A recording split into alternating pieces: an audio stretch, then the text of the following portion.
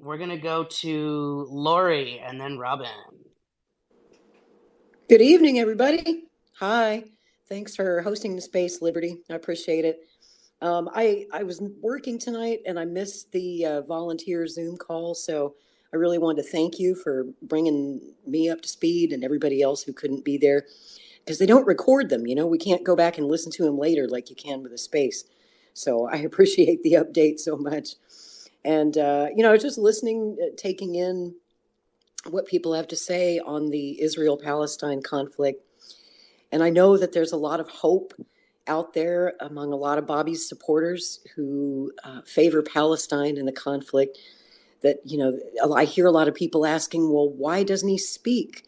Why doesn't he speak? Why isn't he tweeting about it every day? And why isn't he talking about it more? And the best answer I can give is that he's already spoken. He's made his position so very clear. He made his position clear back in the spring when he was asked by Craig Pasta-Jardula his position on Israel and Palestine. You might remember the whole dust up over that Roger Waters tweet that he deleted, and that's what kind of started the conversation back then.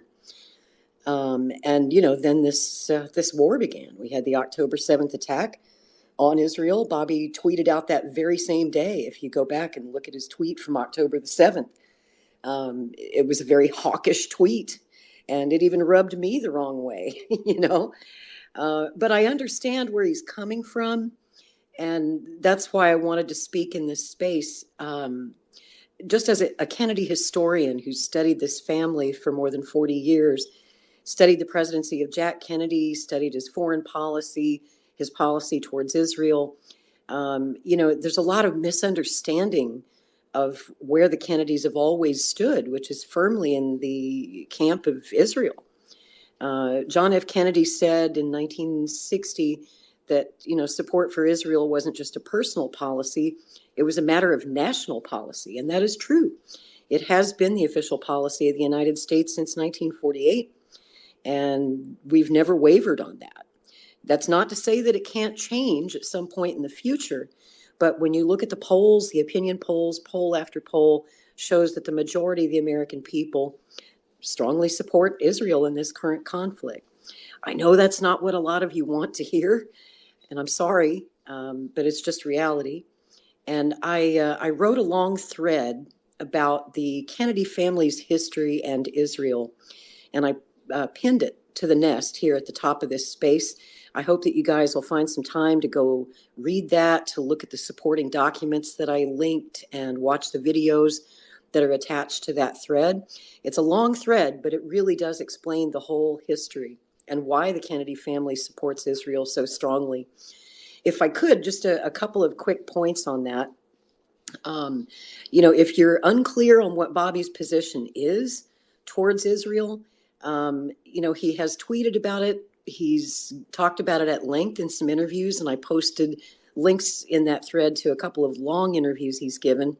Back in June or July, he did that event with Rabbi Shmuley and talked for like 2 hours, really, digging into it, getting deep into the subject. And you might want to revisit that if you've heard it before. And also his most recent interview with Dave Rubin. They talked for about 30 minutes on the current war. I would just tell you guys from my own experience with Bobby, I know a lot of you are hoping he will change his position. But as someone said earlier in the space, if he flipped and just, said, I used to support Israel, but now I support Palestine, I'm afraid that it would be political suicide, as someone else put it. You really can't get elected president of the United States with a pro-Palestine position. Take a look at Dr. Cornel West's campaign. He's not even polling at 1%. And his support for Palestine is part of the reason why. It's just not a position that is supported by the majority of the American people. And, elections are a game of math. He has to go with the majority. But I will say, knowing Bobby somewhat and his foreign policy, he is a man of peace. He's always been a man of peace. He would be the least hawkish president that we could elect on this Israel-Palestine issue. I mean, if you've listened to Donald Trump's statements, he's made it clear that he's even further to the right than Benjamin Netanyahu. He wants to turn Palestine into a parking lot, guys. Donald, if you want peace in Gaza, Donald Trump is not your guy. And we all know about Joe Biden, right? Joe Biden started this war in Ukraine. I lay the blame at Biden's feet for this whole mess that we're in right now. So a vote for Biden is a vote for more war. I can tell you that Bobby will be reasonable, but I doubt that his position will change because his beliefs on support for Israel are sincerely held. I do want to make that so clear because a lot of people think, oh, he's just saying what he has to say to get elected. He really does believe this, guys, to his soul. It's something that's very near and dear to his heart, and there are many reasons why. I've seen comments online, people saying that, shame on you, Bobby. Your Uncle Jack would be so disappointed in you. Your father would be so disappointed in you for your support of Israel. And that's just not true. His Uncle Jack strongly supported Israel, despite his, his disagreements on, Israel getting nuclear weapons. That never really put our special relationship in jeopardy. And his father was, of course, an extremely strong supporter of Israel. And unfortunately, some people believe that cost him his life.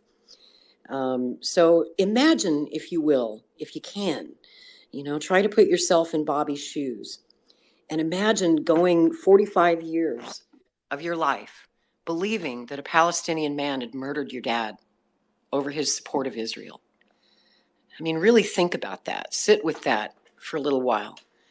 And that's why Ethel supports Israel. That's why all of his siblings support Israel. And after October 7th, pretty much every single member of his family tweeted out their support for Israel. Bobby's no different from the rest of his family in that regard. The only difference is after those 45 years, and I know from personal experience because I was begging him to take a look at the evidence in his father's case 15 years ago, back in 2008, when I put him in touch with Paul Schrade, who was also injured that night at the Ambassador Hotel by one of Sirhan's bullets. It took a long time, guys, for Bobby to change his mind. Can you imagine how difficult it would be to change your mind on a subject like who killed your dad? And he was big enough as a man to finally bring himself to look at the autopsy, to look at the evidence that was just too painful for him to look at for most of his life.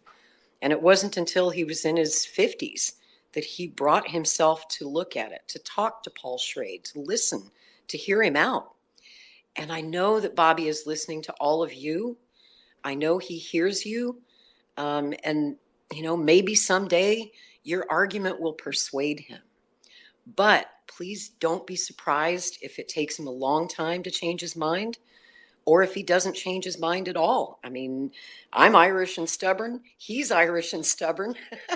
And, once we pick out our position, we tend to build a fort and just kind of, dig in. And his position on Israel is very firm. It's very clear.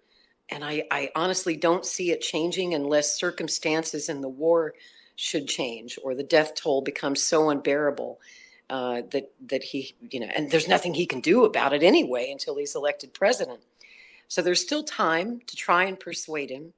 But I do want folks to bear in mind that he has his reasons for supporting Israel. His position on the matter is clear. It's reasoned. It makes sense to him.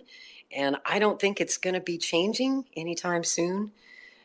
So with that, I'll step down off the stage and let somebody else talk. But I hope that you can find peace with it. You can make peace with it. You can, continue to support him because all of his other positions are so good. But if it's a deal breaker for you, if it's that one issue that you just cannot accept, I understand. And at least now there are some candidates in the race who do support Palestine, and at least there'll be somebody that you feel like you can vote for in good conscience, if not Bobby. But I hope you'll stay on Team Kennedy, and I hope that you'll realize out of the three major candidates who have a real shot at the presidency, that he will be the least of the warmongers and that his position will always be reasonable. But he is going to support our longtime ally, Israel. And that's his position, guys. I'm sorry if it's not good news, but it's the truth. Lori, thank you. Okay, I'll shut up now. No, thank you. Thank you. I know you do a lot of research and have a lot of, you could go on all night, I know. So I think I could, and I don't want to hog the stage. yeah, no. So thank you for the discipline, but we appreciate sometimes it's good to get somebody who really has a lot of background some time to just talk for a few minutes and give us some more nuance and give us perspective and give us what they think the truth is. And so, Lori, really appreciate you joining our space, and I'm glad that we were able to help catch you up on the call tonight that you couldn't make. Always happy to do that, and we will always run these spaces when we can, especially after something like this, where we have a call of substance that really is important to a lot of people. But I think you closed eloquently, and I will echo that I hope you stay on Team Kennedy. If this is a deal breaker for you, at least there is somebody you can go to. But we hope you stay right here.